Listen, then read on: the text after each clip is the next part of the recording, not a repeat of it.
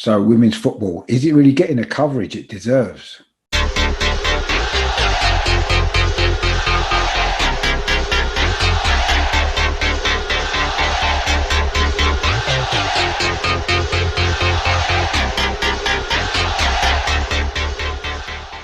Hello, my name's Richard. Welcome back to my channel over and over and over again, which features everything to do with Arsenal.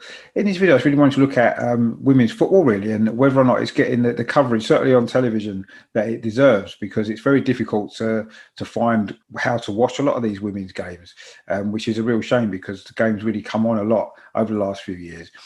Just before I do that, I just want to make sure that you are all subscribing to my channel. So if you like what I do, please click on the subscribe button, which is down in that corner there. If you like this video, please give it a thumbs up as well. And if you've got any comments at all about women's football and the coverage that it gets, please drop in the comments box as well, because it's really interesting to hear from you guys as well. So, I mean, this all started for me really at the start of this season, what with no fans being allowed in the ground. And I think TV coverage of football now has become even more important, because everybody who wants to watch football has only got the option to watch it on TV at the moment, haven't they? So, and when it comes to women's football in particular, you know, there's been a lot of momentum built up since the 2019 World Cup, of course, where England did so well getting to the semi-final. And now, of course, the WSL is full of a lot of the best players in the world. It's become a really competitive league. But it's still very difficult to find where you can watch it live on television. I managed to watch the Arsenal game at the weekend against Chelsea. It was on BT Sport, but a lot of the games aren't. And last night, for example, was typical really of it, because Arsenal played Tottenham in the Continental Cup. It was an important game, actually. Whoever won that game had the real potential to go through to the knockout stage. Of course, this is a competition where Arsenal have reached the final in the last 2 seasons. And of course, apart from anything else, it's a North London derby. But there was no coverage of the game anywhere. Impossible to find it. Now, I know the FA have looking at selling the TV rights for the first time for the start of next season. And as it is now, of course, some games are on BT Sport, some games are on the BBC Red Button service and stuff like that. But a lot of games aren't shown live at all.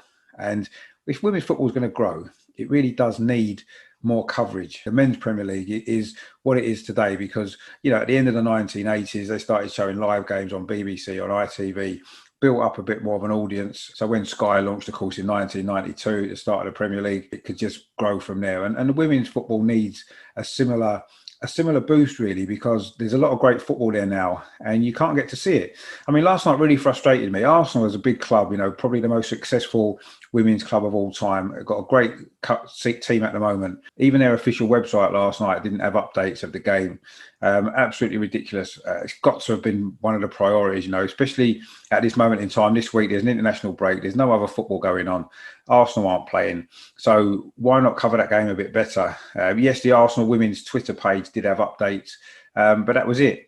On YouTube last night, live, there was coverage of the Everton women against Liverpool women in the same competition. That was streamed live on the official Liverpool YouTube channel. Why aren't Arsenal doing stuff like that? Why aren't Arsenal putting it on their website? Why aren't they doing that? You know, the women's game needs this coverage.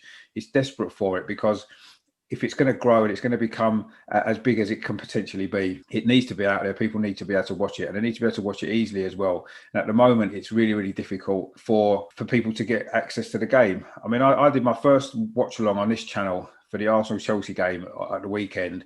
It's been my most successful show so far. But what I found mostly was so many comments in the box throughout the game. Where can I watch this game? And people haven't got access to the action, and it's a sad state of affairs, isn't it? Let's be honest, because how is it going to grow without it being easily available? And now, what needs to happen this season, I believe, before these TV rights are actually put out there for sale, is every single club needs to be streaming the games for their women's team. They need to be streaming on their website or on YouTube.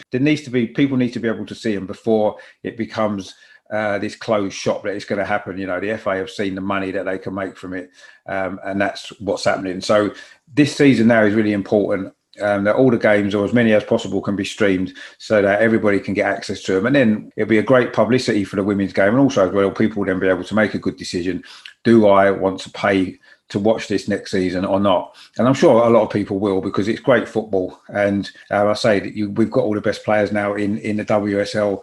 and it's the most competitive it's ever been, and it definitely deserves the coverage. And I say last night really did annoy me because that was a big game for Arsenal, North London derby. Why wasn't Arsenal covering it? Even I say on the actual main Arsenal.com website, it was almost like that game wasn't even going ahead.